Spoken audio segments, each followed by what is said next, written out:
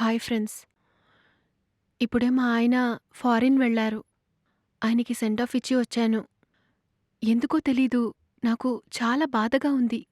ఆయన తిరిగి రావడానికి మినిమమ్ 1 ఇయర్ పడుతుంది. మాకు పెళ్ళైన ఈ 6 నెలల్లో ఫస్ట్ టైం ఆయన నన్ను వదిలేసి దూరంగా వెళ్లారు. నాకెందుకో నా మనసుకి చాలా బాధగా అనిపిస్తుంది. నాలాగే మీరు కూడా మీ పేరెంట్స్ గానీ, మీ హస్బెండ్ లేదా వైఫ్ గానీ, మీ పిల్లలు గానీ, మీ ఫ్రెండ్స్ గానీ ఎవరైనా ఫారిన్‌లో ఉండి మీరు వాళ్ళని మిస్ చేసి నాలాగా ఫీల్ అయితే కింద కామెంట్ సెషన్‌లో మెసేజ్ చేయండి. మళ్ళీ కలుద్దాం. బాయ్.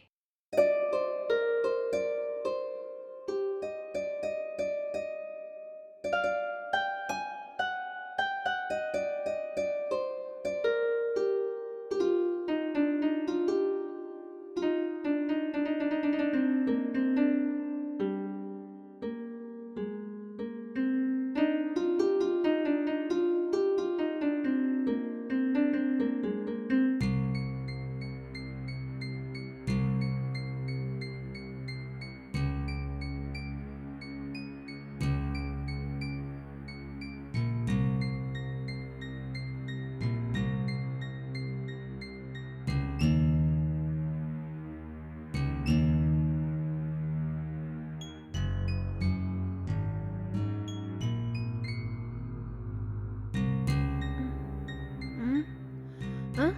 ఆ! రేయ్! ఎవడ్రా నువ్వు? అడుగుతున్నానుగా. ఏమే నేనెవరో తెలియట్లేదా చూస్తే? నేను నీ భర్తనే. ఆ? ఏం మాట్లాడుతున్నావురా? దొంగతనం చేయడానికి వచ్చిన దొంగోడిని. ఏంటి? సైలెంట్గా ఉన్నావంటే బంగారమో డబ్బులో తీసుకుని వెళ్ళిపోతా. లేదనుకో ఆ! ఏవండి దొంగొచ్చాడు రండి. ఏవండి దొంగ! ఏవండి త్వరగా రండి. అవును, ఎవరిని పిలుస్తున్నావు? నా భర్తని. నీ భర్తనా? అవును, పక్క రూమ్‌లో కూర్చున్నారు కదా.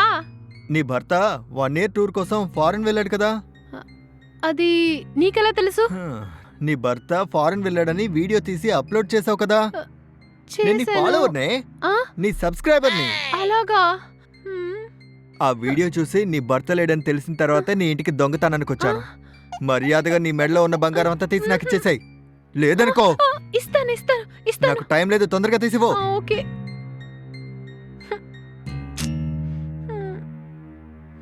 తొందరగా.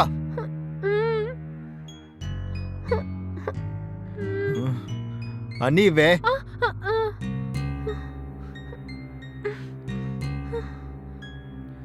పది సవర్లు ఉంటుంది.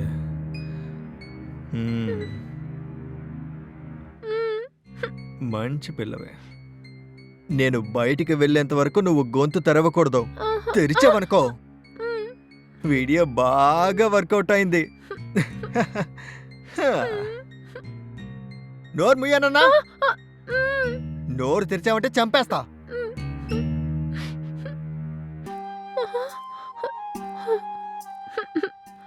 నేనేమో నా భర్త ఫారిన్ వెళ్లారని బాధతో వీడియో పెడితే వీడెవడో దరిద్రుడొచ్చి నా బంగారం, నా ఇంట్లో ఉన్న డబ్బులన్నీ తీసుకెళ్లిపోయాడు. అడిగితే ఫాలోవర్ అంటున్నాడు. ఛీ, దరిద్రం.